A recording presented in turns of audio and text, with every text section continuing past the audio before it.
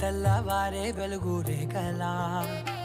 పచ్చ పచ్చ పచ్చి మట్టి బొమ్మలా అల్లి బిల్లి వెన్న పాల నురగలా అచ్చ తెలుగు ఇంటి పూల కొమ్మలా దేవదేవుడే పంపగా ఇలా దేవతే మా ఇంట అడుగే పెట్టెనంట బ్రహ్మ కళ్ళలో కాంతులే